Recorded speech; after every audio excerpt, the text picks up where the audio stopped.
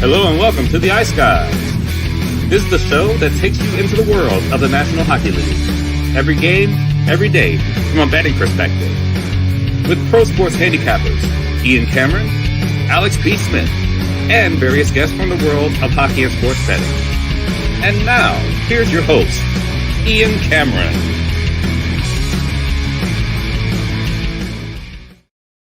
Welcome to the Ice Guys. It is a Beantown Friday edition of the Ice Guys, presented by our good friends and our sponsors on Fridays, Boston Hemp Inc. Ian Cameron and Alex B. Smith with you, ready to break down the Friday card. Black Friday, also known as the day after Thanksgiving. We hope you all survived, got through all your turkey tryptophan fits late last night, and are ready to go for a huge slate of NHL action today. It is packed with games. We're talking 15 on the NHL slate, all but 2 NHL teams in action here on this Friday. Just like Wednesday, huge card, a pretty solid card. I actually thought Wednesday was a stronger one as far as betting opportunities, but there's still some good ones. Lots to get into. Alex, fired up to talk about this huge card, I'm sure. Oh, absolutely. I mean, this is a lot of fun. And this many day games, I'm the first person to say I don't really like betting day games. I don't really care about watching day games. No, this is one of those times in the year where it's like, everybody playing. It's like what half the league's playing, at 2:30 Central or earlier. That's awesome because now it gives you kind of time to also split and, I don't have to do all of my work necessarily or have everything finalized for the night. I can have a whole card in the day and then a second card essentially at night. So from a betting standpoint, I kind of like this kind of breakup for this. There we go. Unmute. Yeah, I mean, I agree with that. It's definitely good to see the Thursday in between where you have nothing and you got that time to catch your breath from Wednesday and basically get ready for Friday. Could you imagine if they did these 2 days back to back, Wednesday via 14 games and Thursday 15 games? If they did something like that, that would be a lot. And tomorrow, although we're going to have that tomorrow. Tomorrow's not bad actually. Tomorrow's 8 games. That's tame for a Saturday. A light set. Yeah. So we got lucky with that. Yeah, because it could have easily been 14, 15. You could just had everybody playing a back to back. And it'd been like another 12 games. So so they did kind of take it easy on everybody. No doubt. So 8 games tomorrow. That is light for a Saturday. We do want to remind everybody our monthly betcast, which is free, open to everybody, is next Tuesday.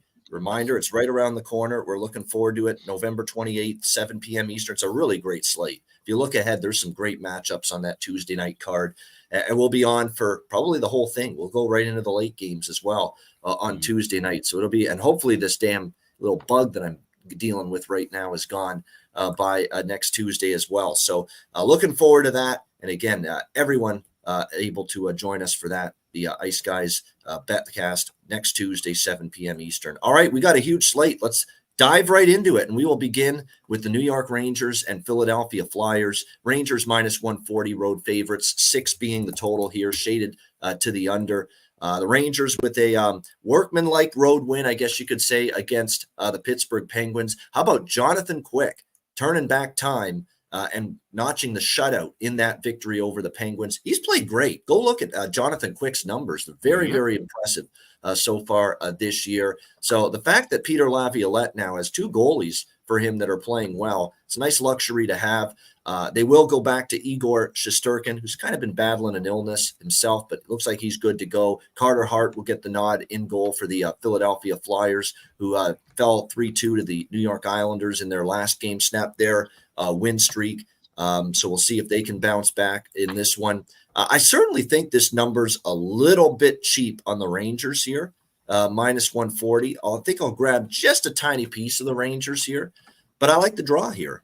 Even more than that. If you actually look, Rangers and Flyers, close games, competitive games. In fact, 3 of the last 5 meetings with the Rangers and the Flyers have gone past regulation. Last time they played here in Philly back in March, it was a 3-2 win in overtime for the New York Rangers. I expect, both teams to be, pretty good, fired up for this game. Philly off a loss. Expect the Rangers, who have been playing excellent hockey all year, to be solid as well. They get Shesterkin back. Hart, historically, as we know, has played better at home than he has on the road. So I think he gives the Flyers a puncher's chance to stay competitive here in this game. So I like the draw. Smaller bet on the Rangers, but I like the draw especially, plus 350 here with Rangers and Flyers. Alex, what do you think here? New York, Philly? Yeah, you mentioned 3 out of 5 going past regulation. So I took a small shot with this, and it was, like I said, huge card. There's a lot of things that I'm only going to dabble maybe a half unit or even just completely pass or look for live. That's the only thing I like here. As far as the side, I would lean slightly with the Rangers. Like I said, 140, you'd have to lay it, obviously, because we feel like it's going to go past regulation. So if you really like Rangers, yeah, go on and lay that 140. But I think this could be kind of a tight game. Right, so a small shot for Alex here on the draw as well in this one. There's not really much that stands out as far as player props go for me in this game, just because I actually do think I lean under. I think it's probably going to be a little bit of a tighter, lower scoring affair, but I'm always interested in Lafreniere for the Rangers, just because, he's been undervalued. He got a goal in their last game as well. Kaapo Kakkonen, it's true. You're the other predominant first-round pick of theirs. We're waiting for him to get going. He scored a couple games ago. And then on the Philadelphia side, you've really got to start with Owen Tippett, who has gotten, 6 points in the last 5 games and 3 goals. So he's been the catalyst for sure for the Philadelphia Flyers as of late. All right, Detroit, Boston. We've got Boston minus 200, home favorite, 6 the total. Nothing here for me, side or total. I don't love this situation for Boston when they're coming off 2 intense games against Tampa and Florida back-to-back. You knew the Panthers game, that was physical, that was nasty. There was a couple fights in that game. A big win for Boston. They don't like Florida. Why would they? The team that bounced them in the playoffs last year in the first round. Now you come back home. I do worry about just a little bit, that they're maybe not at their best, not at their most locked in for this game. But at the same time, go and look at Detroit's recent history at TD Garden. It's not pretty. It's not good at all. I can't even remember the last time Detroit won in Boston. So I don't trust the Red Wings enough. I guess if I had to, I'd take the dog price before I take Boston, but not enough that I like it to pull the trigger here, because Detroit has just had a miserable time of it in Boston over the years. So it's really a pass for me here in this game, except for player props where where we're going back to. It's our guy. It's Pavel Zacha. It's just an incredible run that he's been on, no question, with 2, 3, 4, 5, 6 points in the last 6 games for the Bruins and 3 goals during that span. So definitely liking that a little bit. What do you think here, Red Wings, Bruins, Alex? Yeah, I was mentioning it in the chat earlier before we went on air, but I like Red Wings, Bruins. I like the first period over. I grabbed it this morning at $1.25 at Caesars. I'm seeing $1.30s, $1.40s. That's fine. Anything past $1.45, I would pass on that and just go strictly with the first period, both teams to score, which I also am endorsing. I got that plus 170. So liking that a little bit more than the first period over. And definitely, like I said, if you can't find that kind of mid-range price, you get priced out at 145 or higher, just stay with both teams to score in the first. And Boston is showing that home dominance again, 7-0-1 this year for the Boston Bruins at home. So it's been a very impressive start for them once again at TD Garden. So tough to go against that team at home. That being said, it's a little bit of a tricky spot for them. But again, they're a veteran team. Even without Bergeron, there's still a lot of vets on this team. They've been through the ringer a lot. So they are still capable of pulling through. Wait, one more quick thing, too. Last win for Detroit in Boston, November 24th, 2021. So 2 years ago. But before that, the last win at TD Garden was in 2014. Yeah. So few and far between. Yeah. I think it's about 6 or 7 in a row entering today that Boston has won at home against Detroit. So it's tough. And again, Detroit was very impressive against New Jersey, but that's another issue I have with Detroit. They have not put 2 wins in a row together in quite some time. The Red Wings, they'll be looking to change that today. All right, we go to the Windy City where it's chaos involving Alex's Chicago Blackhawks as they host the Toronto Maple Leafs. Toronto minus 170, road favorite, 6.5 the total in this one. Not something I love doing routinely, but sometimes you got to pay a bigger price for a bet that you think makes, sense. Come on now, no coughing. We'll keep it together here. But sometimes you have to pay up for a bet that you think makes sense. I did take Toronto team total over 3.5 here at minus 160. Again, minus 160 is not a great price, but I don't see how they don't get 4 goals. Blackhawk defense is leaking again. That was terrible with the way they played against Columbus. And plus, they've got Arvid Soderblom back in net for this game. And we know he has definitely fallen back after that decent start he had the first couple of weeks, including a win against Toronto, where this guy played very well, believe it or not, against the Leafs. It was one of his better starts early in the year in Toronto, but that's still the only win he's had. So he's playing the only team that he's actually won as a starter this year. 1-6, 3.89 goals against, 879 save percentage. You got to believe Toronto's going to have a better go of it here against him in this game. They had two pretty strong spirited practices since getting back from Sweden.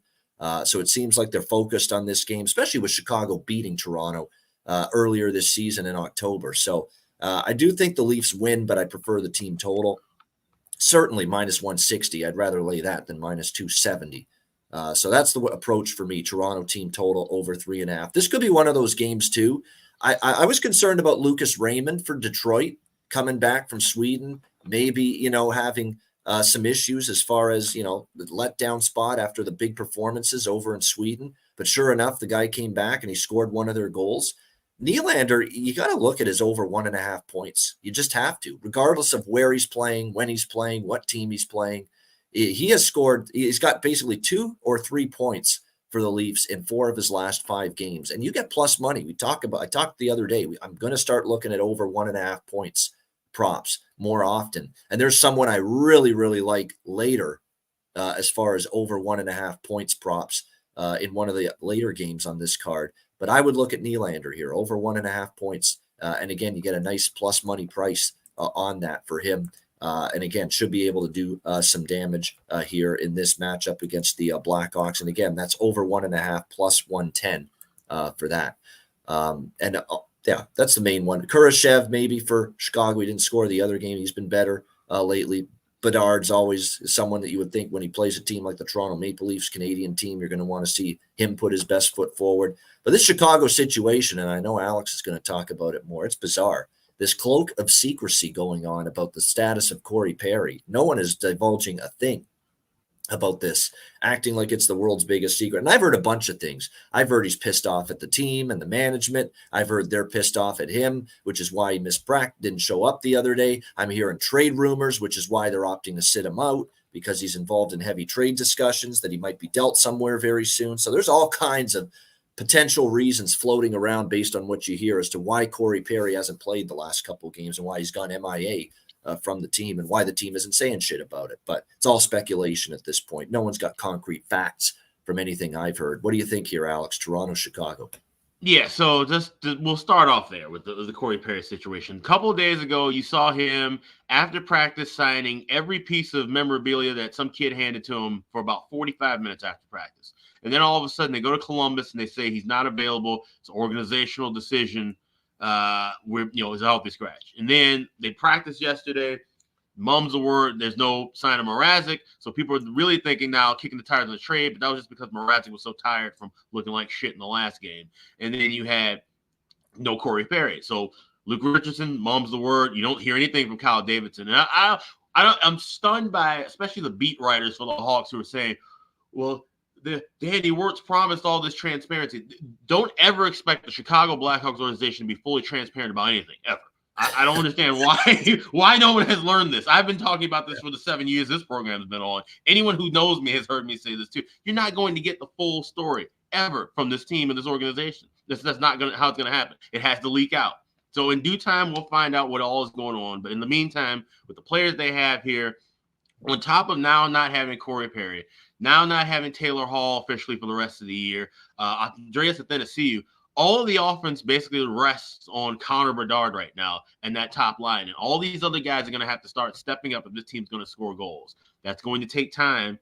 Maybe they can get it done against the Maple Leafs teams the first time back in, getting their legs still under them from the Sweden trip. So maybe this is a kind of a dubious spot, especially playing the day game. Like I said, not often that there's a 1 o'clock start for the Hawks at home.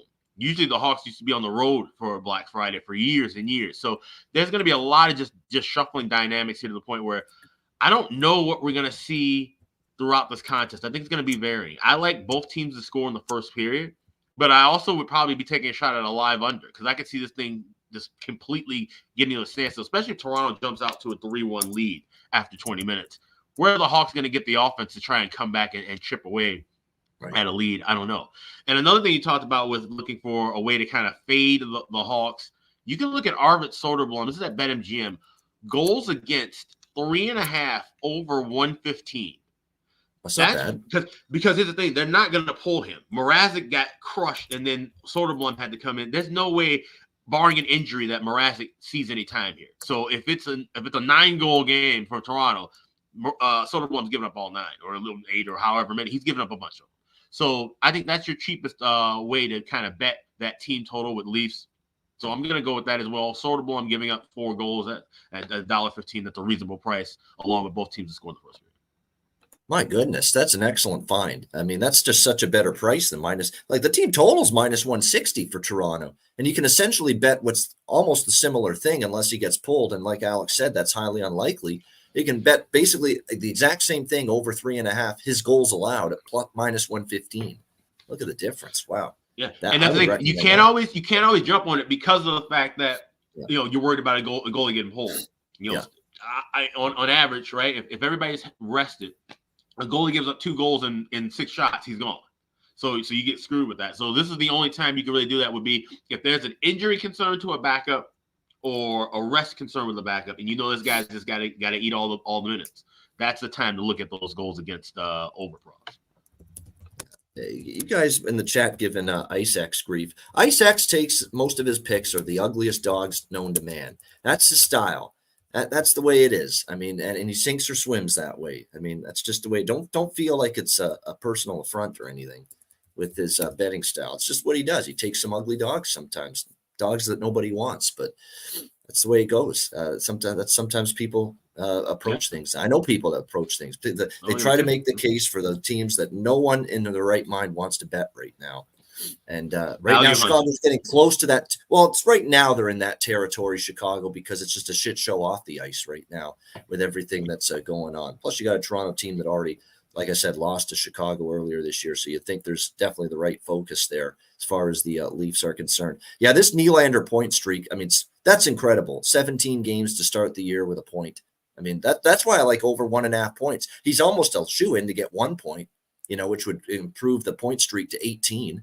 To start the season. All he needs is 1 more after that, at plus 110. So that definitely makes some sense there as far as I'm concerned with that. No question. All right, next up, we've got Columbus and New Jersey. It is New Jersey minus 250 home favorites, 6.5 the total. Samsonov, by the way, is the goalie in that game for Toronto. We don't have goalies confirmed yet for Columbus, New Jersey. We have Merzlikins and Vanacek, but just projections with those 2 guys right now. Not a happy Lindy Ruff.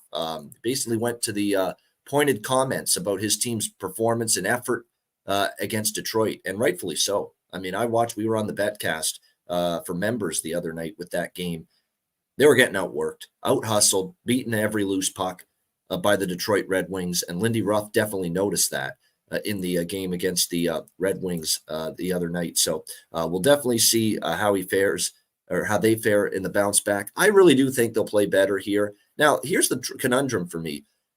I normally like to back a team that's been on this brutal losing streak and they finally snapped the losing streak. But how much credit can you give Columbus for the Chicago performance the other night? Because the Blackhawks were just hideous. The goaltending was hideous. And yeah, Columbus put up a big number, but can it really continue here against a team that's better than them and a team that's probably angry and ornery coming into this game, as the Devils, I expect, should be here in this game? So I'm going to go with, and I don't do this enough, and I probably should bet it more, but when I like a bigger favorite, I don't always go to this well, but we're going to do the combo here. We're going to take New Jersey and over 5.5 plus 100 in this game. Really like that. I think they win this game, and obviously take them just to win with that combo. It doesn't matter. Margin doesn't matter.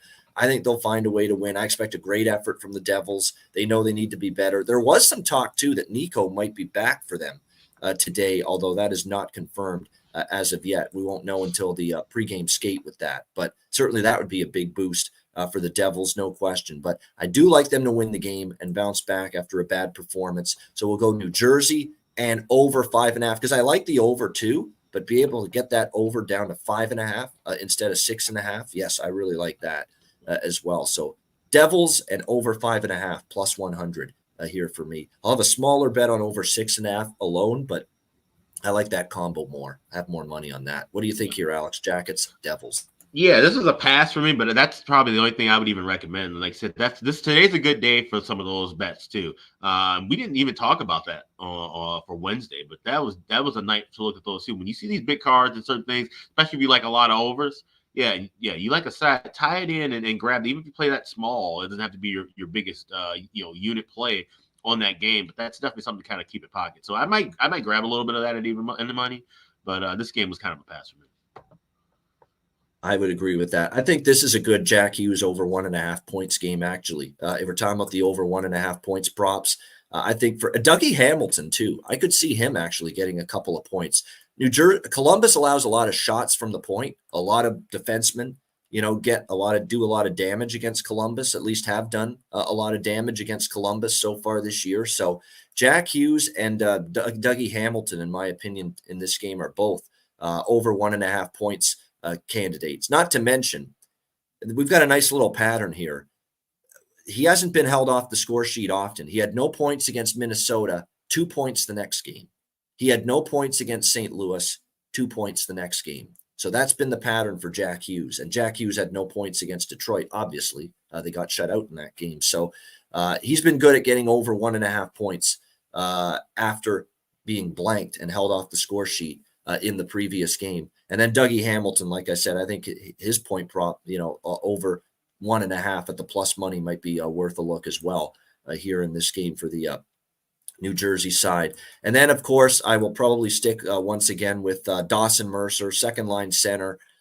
He's another player I would expect bounce back from after being quiet. The whole team was against Detroit. So a couple props that stand out. I think on the Columbus side, Marchenko heating up. This Voronkov, don't sleep on him, the rookie. He's playing well. Lionel did score in his first game after being benched, but it was one of those garbage time goals when they were already up big against Chicago. I don't know if I put too much stock into that necessarily. We'll see if he can follow it up here in a game that's probably going to be not quite, well, definitely won't be as easy for Columbus, no doubt. All right, Nashville and St. Louis, even money, -110, 6 the total. I can't explain why, but 8-2 to the over in the 10 meetings recently with the Predators and the Blues. You would not necessarily expect that from these two teams, but that's exactly what we've gotten. And you look back last year, the last two meetings, Predators and Blues, 5-2, 6-1. Both of those games also end up going over the total. So that's what I bet here, over 6. Rely on the series history. It's 8-2 in the last 10 meetings with these two teams, and they're actually scoring right now. Nashville has scored 4 goals in each of the last 3 games, all of them victories against Chicago, Colorado, and Calgary. St. Louis has scored 9 in the last 2 games. So they picked it up offensively. And if you look at St. Louis at home, 5 goals against Tampa, 6 goals against Montreal, 4 against New Jersey. I mean, they've done a good job scoring here on their home ice where they played well. I would lean Nashville with the way they're playing, but the problem is we have a home road dichotomy situation here. St. Louis has been really good at home. Nashville hasn't been good on the road. I think St. Louis is 6-1 at home. Nashville is just 2-6 on the road this season. Yeah, 6-2 for St. Louis at home, 2-6 for Nashville on the road. So I lean Nashville, but I stay off the side because of that home road split. But I do like over 6 here. Alex, Predators, Blues. I love this first period over. I grabbed this I knew 1.5. Yeah. Right. Yeah, 1.5 -125. And here, there's 2 reasons for this. Of course, I've been riding Nashville in this streak. 14-2 the first period over the last 16. But also, you look at St. Louis. 4 games now where they've had a goal in the first 10 minutes. 10-2 the last 12 with a goal in the first 10 minutes. Those are all numbers courtesy of Chris Otto. Thank you for that. This is a tremendous spot, tremendous price. So that's the only thing I'm rolling with. First period over here, Preds and Blues. All right. Oh, first period over. And there's a first period over that I've got in mind later in the card where if Alex isn't on this first period over that's later in the card, I'll be shocked. I'll be completely stunned if he's not on it. So I'll bring it up when we get to that game later. But yeah, definitely as far as this game in terms of the prop market, how about our guy, Bobby Thomas? Robert Thomas. Why not? I mean, he scored the last game. We've talked about him for feels like all season on this show, but he's just been remarkably consistent as far as finding the back of the net here for the for the St. Louis Blues. For Nashville, O'Reilly to get a point, like he's on a 5-game point streak. So some kind of props for O'Reilly as far as points are concerned. Same thing with Nyquist, man. This guy's come out of nowhere and has gone on a 6-game point streak, drinking from the fountain of youth here. That whole line, and then you could throw Forsberg into the mix. He has got a boatload of points, 9 in the last 7 games for the Predators. So that whole line is rolling right now. That's their top line, and they have been outstanding for Nashville. You wonder why a team has scored 4 goals in 3 straight games? Well, it's because the top line is just on fire. And believe it or not, we don't think of Nashville as for the full season being this juggernaut offensively, but O'Reilly, Forsberg, and Nyquist right now, they are really getting the job done at this point in time for the Nashville Predators. All right, next up, everyone's favorite clown show and circus act in the NHL, the Edmonton Oilers. Here they are, minus 140 now as road favorites here against the Washington Capitals, 6.5 the total in this game. Yeah. You know, Washington is just one of those teams. I know it's just for me, both of these teams bother me. Edmonton's play defensively and their goaltending bothers me. It bothers me. Washington keeps winning these games where they're getting outplayed a little bit, but they just cannot do wrong. There's a little bit of a horseshoe up their keister right now, the Washington Capitals during this win streak, but they're finding ways to win. I do have to give them credit for that. And I will not bet against Washington for at least today, full game. I won't do it. I mean, I've banged my head against the wall a couple of times fading Washington during this win streak. The Buffalo loss was tough to take the other night because they had a 3-2 lead. They couldn't hold it. They had a bunch of chances in overtime, and then Washington scores in the final minute of overtime. So, you know, Washington, they're playing well. I'll give them credit, and I don't trust Edmonton enough to lay minus 140 with them. But what I will do is I will take a small little piece of the Oilers here in the first period on the puck line, because that price is just too good to pass up, in my opinion. -0.5, plus 175 with the Oilers' first period puck line. I do think in the first period, knowing how shit and pathetic that first period was against Carolina, that was a joke of a period. It was one of the most embarrassing defensive periods an NHL team will play the other night against Carolina. You got to think this team has a better 20 minutes in them to start the game tonight compared to that debacle in Raleigh against Carolina the other night. So, small shot. It's tough to say, yeah, let's have confidence with any bet involving Edmonton, but that first period puck line price is just too good to pass up something on it. So it's plus 175 for that Oilers first period puck line. But what I like even more than that, and you know what that is, over 6.5. You bet these damn Edmonton games over until they prove that they can defend, until they prove they can get a save from Stuart Skinner or from anyone, Pickard, me pretty soon if they keep getting goaltending this bad. I mean, they might get that bad. They're calling on yours truly. But I'm telling you what, this Edmonton team, until they get any kind of semblance of D, it's over until that changes, especially if they're not going to adjust the total to 7. And this is a 6.5. I was surprised this was not 7 with what we've seen from Edmonton, but over 6.5, minus 130 here in this one, and a small shot on the Oilers puck line in the first period. And it looks like, as far as goaltending, I thought it was going to be Kemper here for Washington and Skinner, but it's Lindgren. Charlie Lindgren confirmed in net for the Washington Capitals in this one. Alex, what do you think here, Edmonton, Washington? Yeah, like I said, these are two teams that are just kind of hard to read right now for different reasons. You know, Edmonton, we know the talent they have, but the struggles they've been going through. Washington, it just looked like they were going to just be complete crap early, and then now all of a sudden it's like, they're playing competitive hockey. You know, we talked about the impact of Spencer Carberry and how this team's really kind of playing with a bit more motivation, but they just aren't good.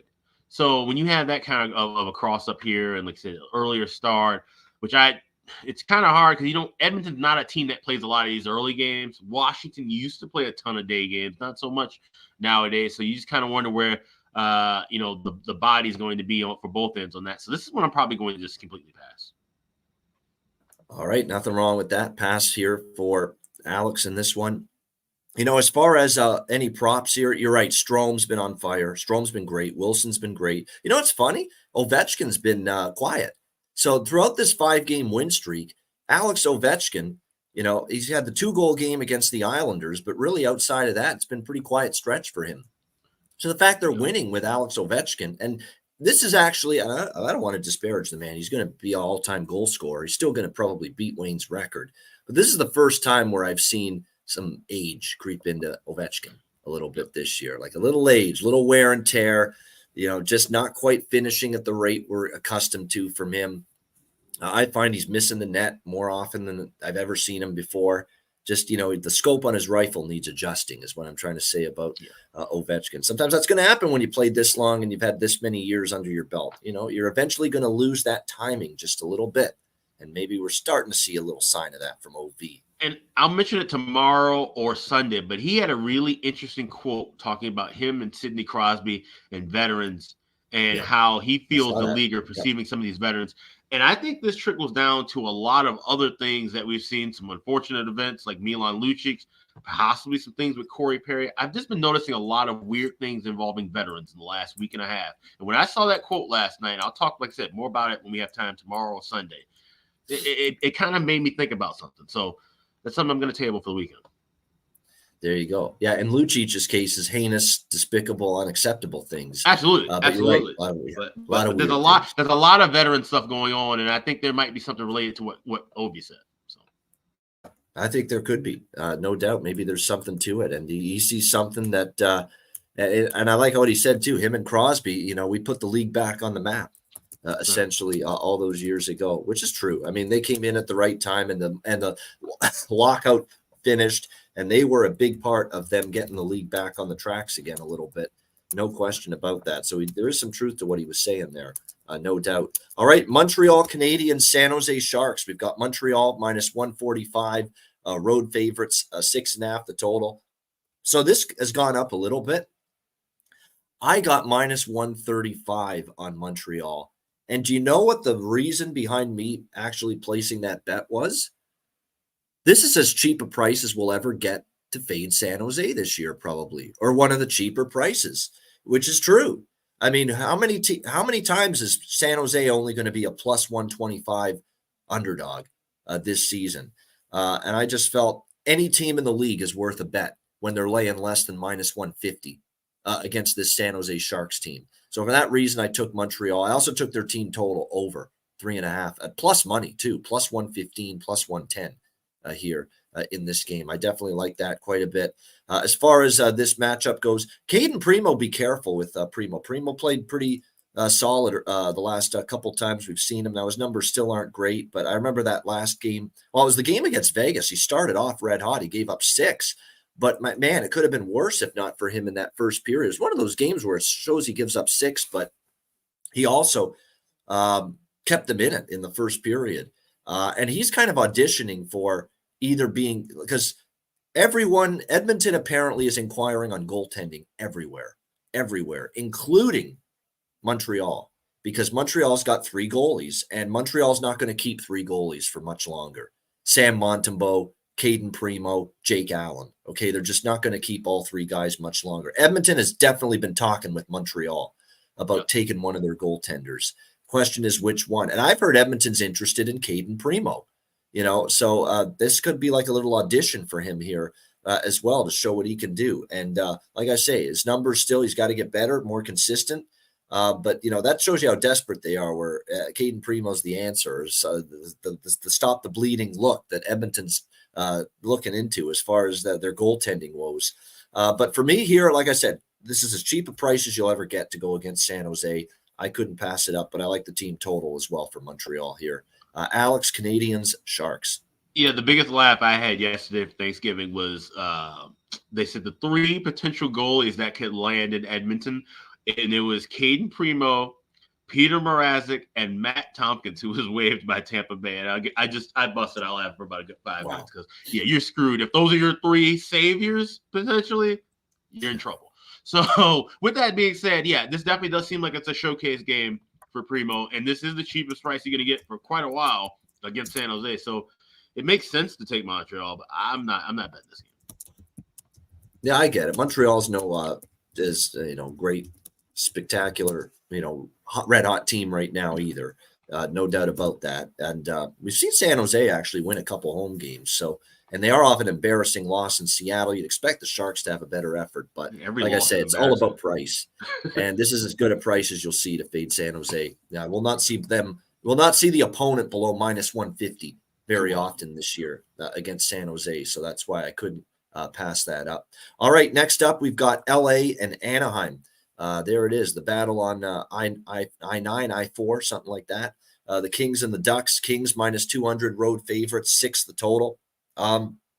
So me and Anaheim, we're on a it's like a married couple, and they split up. They're not divorced, but they're separated, and that's me with the Anaheim Ducks right now. We're separated. We're just taking some time away from each other. We're getting some time apart from each other right now. That's how I'm approaching things with Anaheim. I'm not betting on them. I'm not betting against them right now, because they are in a little bit of a tailspin. Their first major skid of the year, Anaheim, losing, of course, to Montreal the other night. And at the same time, I have zero interest going against the Los Angeles Kings on the road.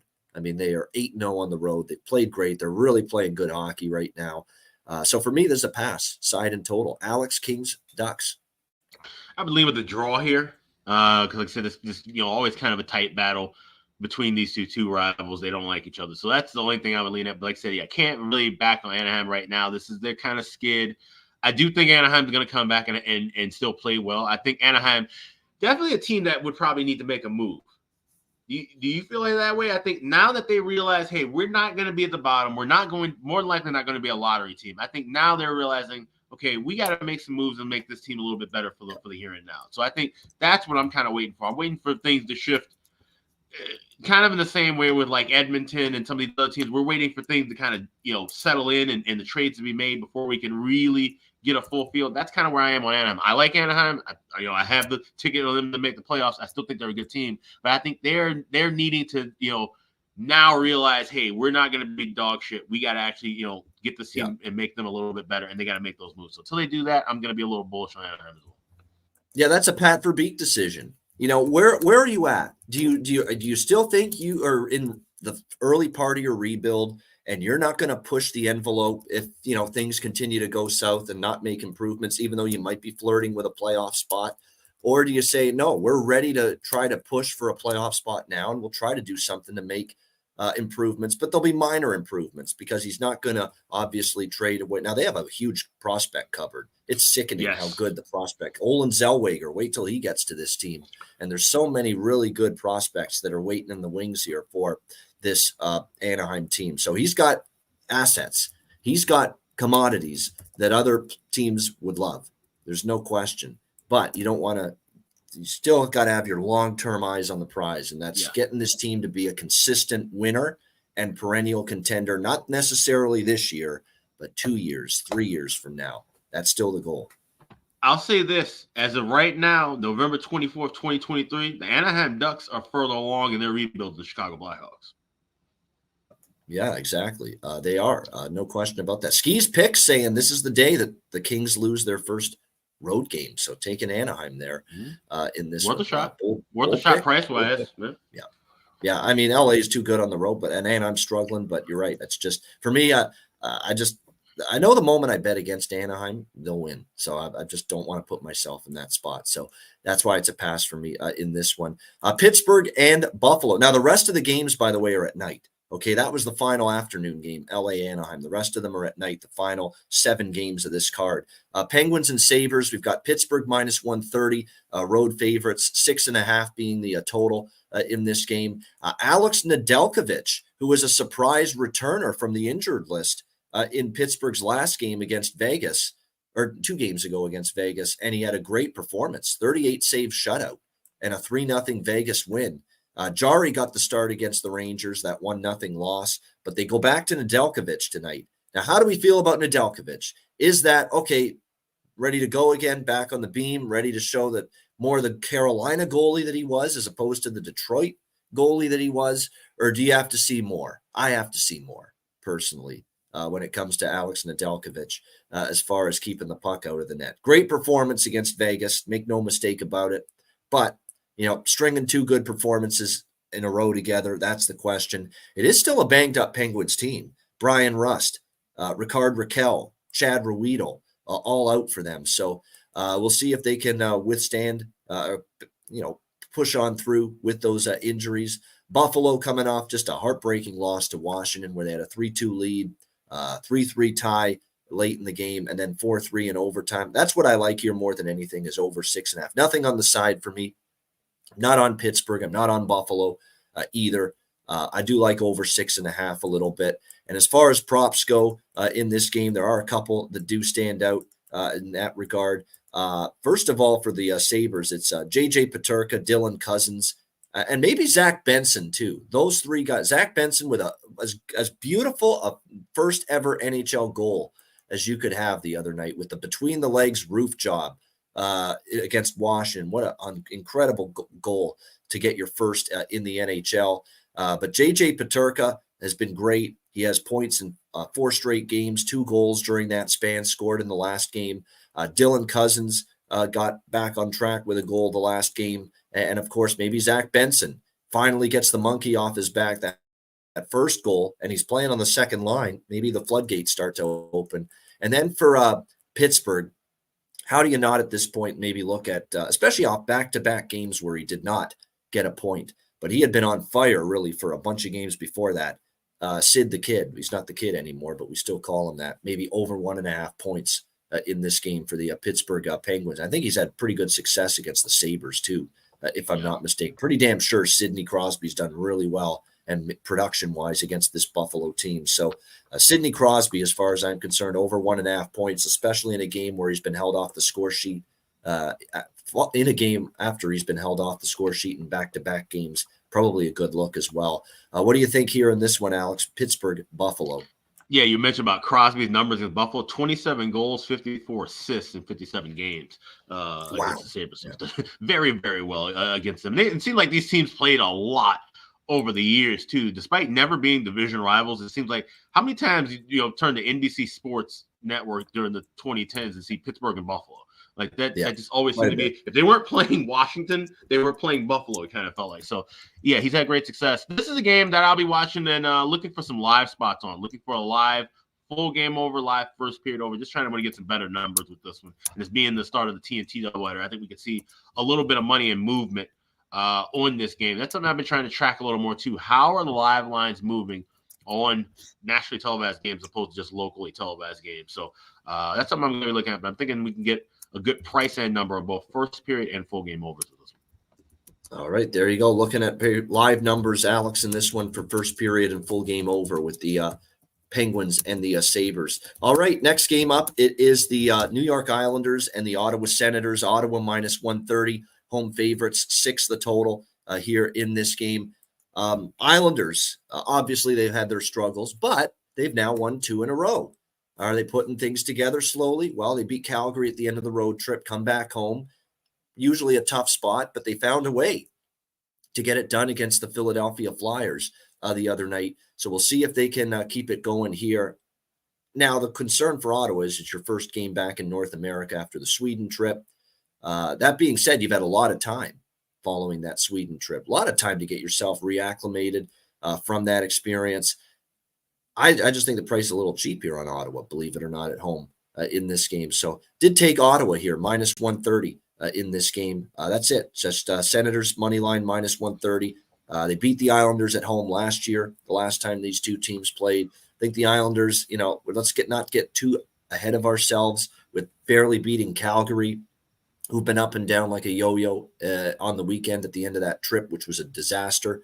And let's not get too crazy about them narrowly beating the Flyers, which I know Philly's been playing better lately, but it's not going to continue indefinitely. This is going to be a better test here for the Islanders. I think the price is short enough, cheap enough for me to get involved here. Ottawa, minus 130. Alex, Islanders, Senators.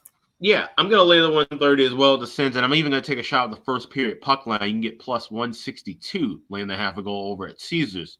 If we had to give a title or say there was a winner of the global series, right? I think it would be the Ottawa Senators. They said having a Daniel Albertson behind the bench to 2 games, getting 2 wins, 2 spirited wins, right? And in different fashions, they were able to grind out a win against Minnesota, had to go back and forth with Detroit to start that trip. And, a lot of the things I was hearing from other players watching shows, even we talked about in the chat, the camaraderie that can come from a trip like that. And I think Ottawa was a team that was in that spot where I think the most positivity from that trip would come out of. Minnesota losing too. I mean, we'll talk about them in a little bit. Toronto just still seems to be Toronto. Detroit just still kind of seems to be Detroit. But I think Ottawa is going to – I think we're going to see more of a positive boost from the Sens from that trip than any of those 4 teams. So for that reason, I'm laying the 130, and I'm also taking a shot with the first period puck line. That is going to be first period puck line and Ottawa here, minus 130 in this game. As far as, and that was a very, very good trip in Sweden for Ottawa. They get 2-0. They get all 4 points in those games. So really well done by them. As far as props for me in this game, obviously the one that stands out for me right now, and you could probably go with an over 1.5 points. That's how good he's been, is Timmy Stützle. Just absolutely ridiculous. That goal he scored, baseball bat style, hitting a home run, walk-off home run, it felt like, against Detroit, the first of the 2 games over there in Sweden. Just sensational.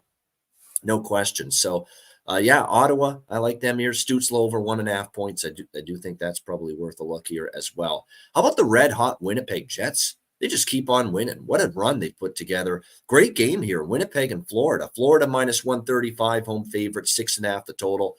Florida, good home team this year, albeit they lost their last home game against Boston on TNT on Wednesday night, but still 7-2 at home. But this Jets team, they're playing really well. 4 straight wins, 7-1 in their last 8 games. They've beaten Tampa Bay in overtime the other night, 3-2 for their 4th straight win. The offense is clicking. And what's scary about the Jets is Kyle Connor's been amazing, and Mark Scheifele scoring, and Cole Perfetti, who we've talked about for player props, has been outstanding lately. Wait till they get Gabe Vilardi back, another weapon. He's just on the verge of returning from injury for the Winnipeg Jets. So this is absolutely looking good for them as far as offense. Like, they are certainly a very good offensive team right now. Bobrovsky confirmed in net. We don't have a goalie confirmed for Winnipeg yet. And the longer this goes, the longer I start to think maybe Laurent Brossoit might get this start tonight. I'm not saying he will, but maybe a rest spot for Hellebuyck, who has played a lot lately. But I do like the over regardless here in this game at 6.5. And if you look at Winnipeg versus Florida, it's been an over machine type of series. Go back to 2019, Alex. What have we seen? 4-3, 5-3, 6-1, 5-2, 5-4, 6-4. I mean, it's just been goal paloozas repeatedly with these 2 teams. So for me, it's over 6.5. If Hellebuyck's in, I might even add Winnipeg plus 115. If Hellebuyck's in, I'll probably just stick with the over if it's Brossoit in net for the Jets. What do you think here, Alex? Winnipeg, Florida. So, if it's Brossoit in that, and I like the first period over in this game, I'm going to go over 2 at plus money if it's Brossoit. If it's Hellebuyck, I'm going to wait and try and grab 1.5 at a better price in game. So that's the way I'm looking at this. Like I said, Winnipeg playing good hockey. But like I said, these have been back and forth kind of battles with goals. So this is definitely one you might want to kind of wait and see as far as even with a side. I lean with Winnipeg, but maybe Florida jumps out to an early lead and we get even bigger plus price on Winnipeg and jump in. So this will definitely be a live game. This will be one I'll be watching close. By the way, fast start for the New York Rangers. Holy shit, 2-0 right now for the New York Rangers. Early against the Philadelphia Flyers. Like, holy shit, we're not even 2 minutes into that game yet. Yep, unbelievable start for the not unbelievable. They're playing great hockey, the Rangers, but not a good start for the Philadelphia Flyers. So that Flyers win streak, it's starting to look like a distant memory. They lose to the Islanders to snap the streak, and now down 2 Cobb before you could even sit down and get comfortable if you're tuning into that game. No doubt. So, yeah, absolutely. The Jets are potential for me if Hellebuyck's in, but I like the over as well. And Alex liking that first period over in this one.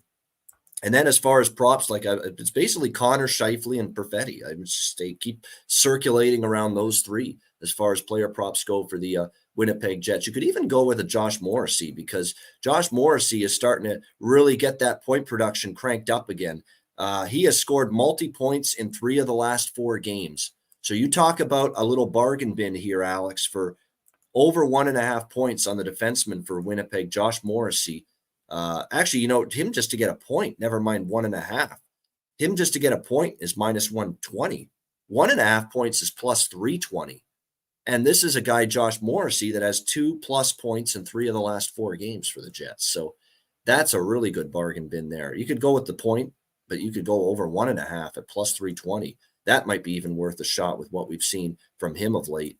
All right, Tampa Bay and Carolina. Division rivalry here with these two teams. We've got Carolina minus 160. Home favorites, 6.5, the total in this game. It's come down a little bit, this total, or the number, I should say. It was minus 170. It's down to minus 160 now on the Carolina side in this one. I actually think, and I don't do this very often, I know it's Carolina at home. They're really, really good, but I kind of felt with Tampa Bay off the loss to Winnipeg the other night, the fact they were hosting Carolina recently and they got shut out in Tampa 4-0. I did grab for a small piece here, little Tampa Bay at plus 156. I actually got with Tampa Bay at Pinnacle. How often do we get Tampa Bay in this kind of price range? Not very often, not at all. And I know their road issues. We've talked about it. They haven't been great on the road, and Carolina's been awesome at home. So if you buy into home versus road, maybe you see why Carolina's favored here, minus 170. But I just feel in this spot, it's going to be a situation where Tampa's off a loss. Tampa got shut out by Carolina. Tampa Bay actually won their last regular season visit to Carolina last year. So I do like that. And by the way, I'm just seeing it now. I wasn't sure, and I didn't know if Vasilevsky, this was going to be a bet for me, even if Vasilevsky wasn't back. But he is back. It is confirmed. Andre Vasilevsky, season debut for the Tampa Bay Lightning here in this game tonight. So welcome back, Andre Vasilevsky. He will be in net for the Lightning. Antti Raanta is projected, although not confirmed. Remember, he left the Edmonton game the other night due to injury, and Pyotr Kochetkov had to finish the game. Lower body injury for Raanta, but it didn't seem severe. Rod Brind'Amour left the door open for Raanta to be back tonight in this game. So keep that in mind. But right now, as of this moment, I still like Tampa here, plus, and like it even more, obviously, when they've got Andre Vasilevsky back in net. But plus 150, I think it's a good number, a good price, good spot. And that team is going to have adrenaline flowing through their veins, knowing that Andre Vasilevsky is going to be back and making his season debut for the Lightning tonight. So Tampa at the big plus price for me. What do you think here, Alex? Bolts, Canes. So Vasilevsky back in, but Raanta is confirmed. He was working in the net today with Carolina, so that was a tweet that I saw. So he is good to go. But Vasilevsky making his return, and you guys probably don't remember me saying this. It was back in October, but I said the first game that he plays, we're gonna take it a little easy because we got to see how he responds. He hasn't had any training camp time. He hasn't had any work in Syracuse. He's just been practicing with the team. The last homestand and now on this road trip, the beginning of this 3-game road trip. So I'm taking a shot with the first period over small. And this is definitely going to be a game where I'll be grabbing a live over, because I think we're going to see these numbers go down even from now to puck drop because of Vasilevsky being in. We're probably going to see that total number go down on the first period and full game. So if it does, I'll tweet it out. I might even grab first period over before the game. If we've seen those adjustments, once people realize that it's Vasilevsky starting and we see those numbers creep up. If you like plus 150, I'd probably advise grabbing that as soon as possible, because that might end up closing around 130, 135, right? Like, that's just the natural progression of Vasilevsky. Once everybody realizes he's in, everything's going to start shifting Tampa's way. So grab whatever value you can with the Lightning now if that's the side you like. Otherwise, you can try and wait for certain things in game or just kind of pass it on. I also like the draw here. Plus 380, these teams always play each other tight. I always kind of have at least a little piece of the draw whenever these two play. Yeah, I actually might add a little bit on the draw too, but I do think, the Lightning definitely potentially live at this price. I mean, Carolina's been tough to beat at home, make no mistake about that, but definitely this is, I think, a spot where Tampa Bay, especially when they just got shut out by Carolina at home recently, that you could see them obviously have a better showing of it here. In this game on the road against Carolina. Like I said, they'll be fired up here. Detroit with the first goal against Boston. So, and I think Alex liked the first period, both teams to score, right? Red Wings, and Bruins. First period over. So we need a B's goal. match that. All right, good stuff. Might be looking like a good call there for Alex with those two, but still need some work to be done there in that one. All right, Calgary, Dallas. We've got Dallas minus 180 home favorites here in this game, 6 being the total in this game. And, you look at Dallas, obviously, coming off the loss against Vegas, really good hockey game, usually is with those two teams. They lose 2-1 in overtime against the Golden Knights. They'll be looking to bounce back here, back home against Calgary, who lose 4-2 against the Nashville Predators the other night as they go 1-1 to start this road trip. They won in overtime against Seattle, and then they lose 4-2 against Calgary, or Nashville, rather. And you look, by the way, at this series history. This is another one where you just can't explain it. But there has been goals galore, 4 straight overs in the head-to-head series history. So there's, I like the draw a little bit here too. I think it's going to be one of those tight games, the draw a little bit. But this, if you're wondering which game I was talking about earlier, this is the game where I said if Alex B. Smith's not on the first period over in this game, I would be absolutely shocked. Because Calgary is this first period over machine right now. I mean, we're seeing the first periods explode, really, for the Calgary Flames in recent games. Look at how perfectly Alex had that Nashville game the other night. All the scoring was in the first period. There was nothing in the second period. It did get going again in the third, but there was an explosion in the first period there. It was a 2-1 first with Calgary-Nashville. It was a 2-1 first period with Calgary-Seattle. It was a 1-1 first with the Islanders and the Flames. I mean, it's been 1-1 with Vancouver-Calgary after the first period. I mean, you go on and on and on. It's been first periods where the scoring's been off the charts in these Calgary Flames games recently. So this is the one, Alex. Tell me you're on the first period over. I indeed am. I got first period over 1.5, minus 135. Like I said, Calgary's been on a hot run, and Dallas has just been kind of, ho-hum at times early.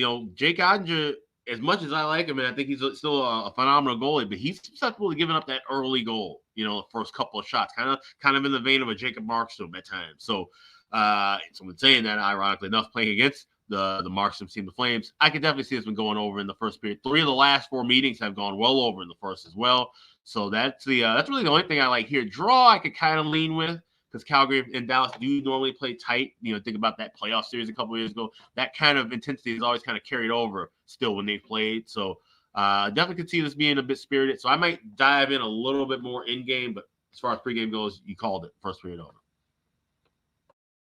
Here we go. See, I know what we've worked together long enough where we know what we like. We know our tendencies. Well. And plus, I know he's been on the Calgary first period overs a lot lately as well. So I said, then I saw the series history, and I saw the way Calgary's been a lot of goals in the first 20 minutes of their games lately. So it's pretty easy. You're not splitting the atom figuring out Alex like first period over here in this game. But definitely I was able to anyway.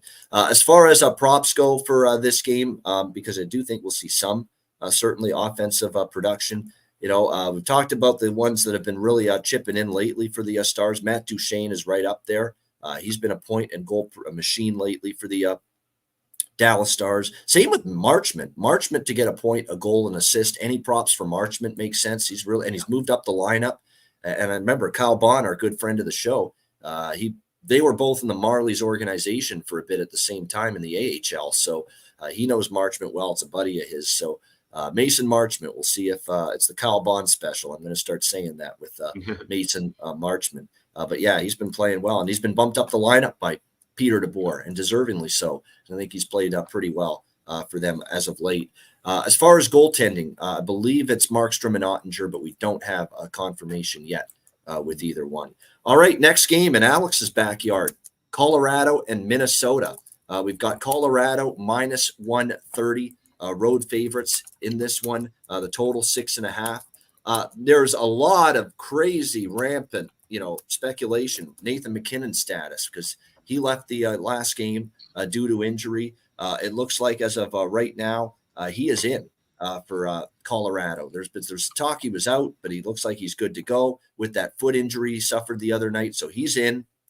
Logan O'Connor's day-to-day. Sam Girard is out. And then no status quo on everything else. We already knew Landeskog, and who's out the whole year, and Lehkonen are still on the injured list for the Colorado Avalanche. I still think this price is cheap, quite honestly, on Colorado. Minnesota just struggling to win games. Not a whole lot of confidence right now for this hockey team. Yes, they have a lot of time to reacclimate to the North American, travel back from Sweden and the time zone change, but they're just not a confident bunch. They've lost 5 straight. They did actually have decent effort in the 2 losses in Sweden. Like, they got a point. They got to overtime against both Toronto and Ottawa, but the fact remains they are having a tough time winning games right now. So we'll see how this one goes. But, Colorado's got that sense to me with what we've seen, other than the Nashville game where they fell asleep shockingly in the final minute and they blew the lead in that game and lost. Other than that, this team is really starting to show they're putting it together. They beat up Anaheim. They beat up Seattle. They beat a good Dallas team, come back after a bad start. They beat Vancouver. Very good performance against the Canucks team that's played well this year, 5-2. They really look like they're getting their game together. Price looks cheap with 2 teams going in opposite directions right now. So for me, Colorado minus 130. Over 6.5 I like here in this game as well. We should see a Georgiev versus Gustafsson matchup. Georgiev's been hit or miss, and Gustafsson's been awful this year for the Minnesota Wild. So over 6.5 for me, I like. And you talk about my favorite point prop of the day. It is. It comes from this game, and it is our guy, Big Val Nichushkin for the Colorado Avalanche. You can take goal prop, you can take assist prop, and even more than that, take over 1.5 points at plus 240 for Big Val Nichushkin here in this game. He is on absolute fire. He is on a tear of epic proportions right now for the Colorado Avalanche. How often can you bet a player prop over 1.5 points plus 240 for a guy that has 2 points in 4 straight games? 4 straight games with 2 points in each game. Each of the last 4 games, he's got 2 points. Big Val Nichushkin for the Colorado Avalanche. So that's my favorite player prop of the entire day. It's Valeri Nichushkin over 1.5 points at a spectacular plus 240 price for a guy that's had multi-point games now in 4 straight for the Avalanche. Alex, what do you think here? Avs Wild. Yeah, that's amazing. I'm telling you on that. That's that's a great find and great value. Like I said, on a player who's been scorching hot, and it's a Minnesota team. Like I said, of teams that looked good coming back, or I think going to look good coming back from Sweden, I would say Minnesota's at the bottom of that list. 0-2, and now you come home. They always play at home on Black Friday. They usually play in early evening or even afternoon games. So I find it interesting. This is the TNT spot. They're getting the later start against Colorado. I don't know if that's going to make too much of a difference. Like I said, Avalanche, I like the form that they're in right now. And I think that's a cheap price to back them. I think it's a cheap price to fade Minnesota as well. You're not going to be as Minnesota gets worse and worse over time, those 130s aren't going to be there. It's going to be 150, 160 to fade Minnesota. So I'm taking the value here with the Avalanche, laying the 130. Also going to tell you on that Big Val prop, and also looking at first period and full game overs in game. So I want to get 5.5. I want to get 1.5 with the plus money. I think we'll have time to do that. I should point out, I just realized that this is a TNT game, Colorado and Minnesota. They have a Black Friday doubleheader tonight, NHL. So bonus NHL on TNT doubleheader night here tonight. This follows, I think Pittsburgh Pens Buffalo and Sabres. Mm-hmm. Yeah, okay. Pittsburgh which Buffalo. Is an early evening. It's like a 6 p.m. Eastern start with that Pens Sabres game. So realize that's for the West Coast people. That's kind of a daytime start. There we go. Good stuff indeed. And I believe we're going to get to hear, and I've missed him doing hockey. He's everywhere. Like, he's doing college basketball lately. I saw him do a game with Bill Raftery, college basketball, college football. He's done this year, but I've missed him doing hockey. It'll be nice to hear he's doing play-by-play for TNT for this game. Alex Faust will be doing this game. So I've missed him. He was good with the Kings. It's very unfortunate what happened with him there. When they migrated to TV and radio, he bit the bullet for that, essentially. But good to hear him doing a hockey game tonight. He'll be on the call for TNT with Colorado and Minnesota. Liking Colorado over 6.5. But you know what? To be honest with you, I would say the Nichushkin over 1.5 points. I like that even more than the money line on Colorado or the over in this game. I think that's just spectacular. Plus 240, plus 275 at CoolBet. Good find. I don't often. I have an account there. I haven't used it too often, but I have to get that dormant account going again, Raymond. Great find there with that plus 275 price there, over 1.5 points for Valerie. And maybe the last bet you make there if you hit that one. Yeah, exactly. Might have to abandon ship and I'll probably get locked out of the account if that one hits me. Knowing the way it goes sometimes. If they're going to start treating me at Cool Bet like they treated Alex P. Smith at Bet Online a couple of times, then that's unbelievable. Might be in some trouble. Might be in some trouble, no doubt. All right, we have reached the end of the road here. Our final game now of this massive Black Friday NHL slate. We've got Vancouver and Seattle. We've got the Canucks here, minus 115 road favorites, 6.5 the total. For as much as I've praised the Canucks, as much as Alex has, I feel a little unsettled backing them here. I do. I feel like they're starting to show signs of not coming back down to earth. Like they're not going to fall apart. At least I don't think so. But they have lost 3 of 4 now. You're starting to see they're leveling off a little bit. They're not scoring at the clip that they did for first month of the season. Eventually, guys like, if for as great as they've been, Pettersson, Besser, Miller, they're all going to cool off. Maybe not Miller. Miller did score the other night again, but, at some point they're going to cool off a little bit. So I feel like this is a very cheap price on a Vancouver team in a revenge spot too, because they lost at home against Seattle just recently in the recent meeting. So they'll be looking to bounce back, and they're off a loss against Colorado. I expect a good effort from Vancouver, but dare I say it, Seattle's showing some real signs of life and getting their season back together again, because I like what I see from the Kraken. They're starting to score again. They're getting multiple. Jordan Eberle is starting to get his confidence back. Jared McCann went through a little rough patch. He's starting to percolate again for the Kraken. Eli Tolvanen is giving them some depth scoring right now. And Seattle's won 3 of their last 4. Islanders, Vancouver, San Jose, and probably should have beat Calgary. I thought they were the better team in that game, but they ended up losing in overtime. So they're that close to being 4-0 in their last 4 games, Seattle. So they're starting to play better. It's a really good game. This is one where I might look at both teams to score in the first period. I think that might be worth a look in this game. Not so much the full game total. I could see it slowing down, but the first period, both teams to score. I am a little bit interested in that. It is worth noting Seattle has gotten the better of Vancouver in this border rivalry, if you will. The last 3 meetings, all won by Seattle, including the last time they played here at Climate Pledge, 6-1 Seattle back in January. So it kind of feels like I'm closing in on doing what I'm doing with Anaheim right now with this Vancouver team, where I lean Canucks here, but I might just be a separation for now, as they go through this first little speed bump, if you will, this season. Alex, what do you think here? Canucks, Kraken. You mentioned it about, like I said, what I said with Anaheim and LA. And it's not so much that these teams, like I said, they're going to go through their ebbs and flows, but you got to realize too, we've said this, the Pacific Division's good this year. So Vancouver, Seattle, LA, Anaheim, those are going to be tight, tough games. Nothing's going to be a duck walk for any of the teams in the Pacific moving forward, because you've got just a much more competitive group than what we expected at the beginning of the year. Certainly anything that we saw last year. So that's something to take in mind when you talk about, streaks with teams like Vancouver and Anaheim. I think this is going to be a good back and forth battle. I'll be watching this, more than likely staying out of it. Like I said, because I want to see how Vancouver responds after being punched in the mouth a couple of times.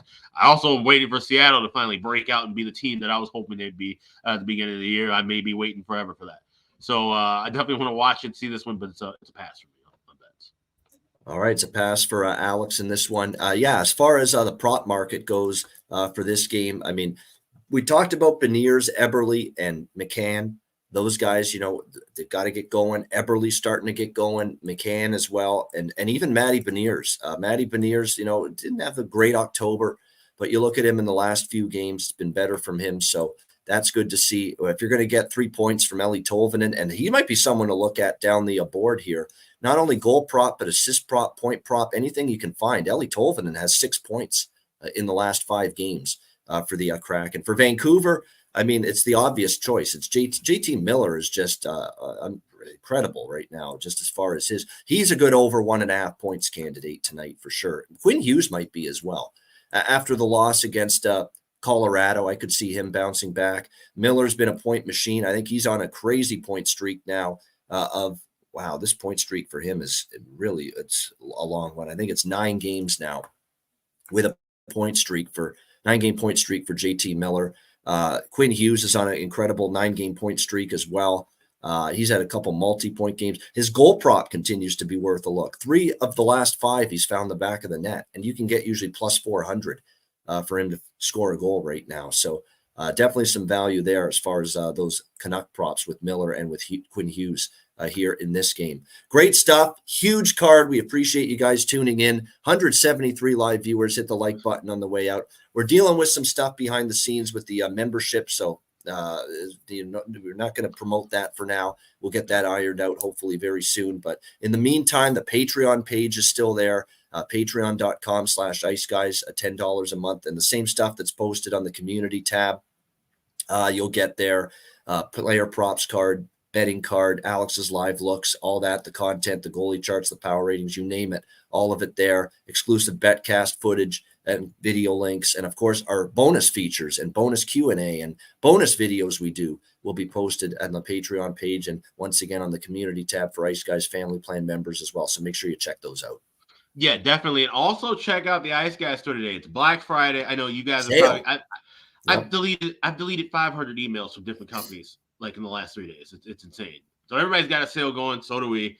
Definitely check it out. 30% off of everything at the Ice Guys store. We've got Christmas stuff. We've got stuff for the summertime. We got stuff for kids. We got stuff for your lady. We got stuff for you. We got stuff for everybody. iceguys.myspreadshop.com. 30% off everything today only. There you go. And absolutely check out the Ice Guys store. Great merch. It's a month before Christmas. It's another reason you should be checking it out and getting involved. And there you go. Yeah, plus 255. You're right. Okay. Big Val Nichushkin at FanDuel. Great price there with that. No question about that. Great price, great value. All right. We appreciate everyone tuning in on this Black Friday for this edition of the show. And of course, it's a Friday, which means it's a Beantown Friday. And of course, we are sponsored by our good friends at Boston Hemp Inc., giving you all the goods. Here they are.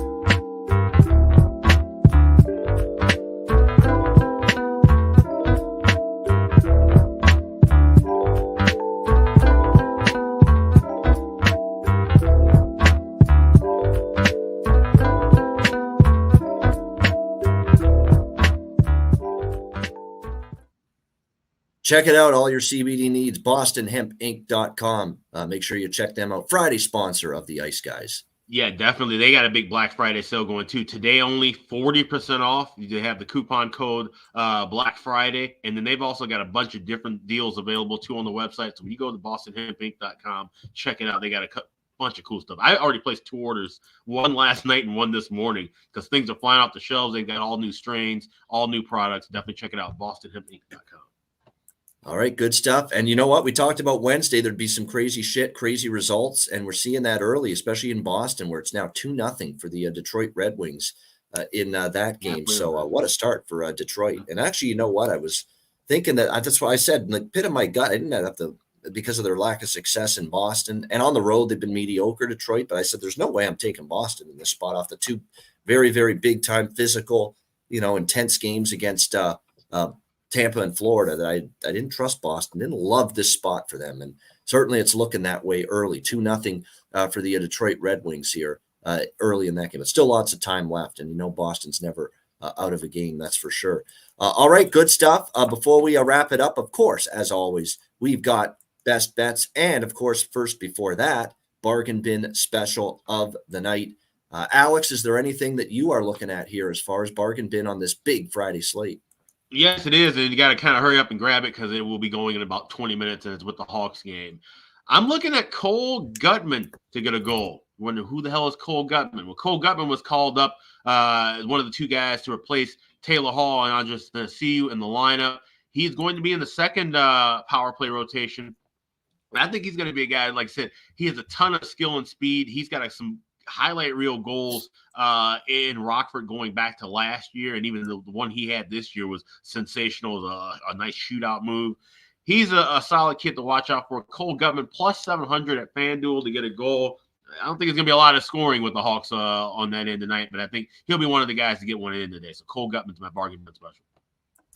All right, there you go. Cole Gutman for the Chicago Blackhawks, and a terrific price for him to find the back of the net for the Chicago Blackhawks. And you can find plus 700 right now at FanDuel. Great price there for Cole Gutman. My bargain bin special of the night for this slate, obviously, there's lots to choose from, no doubt.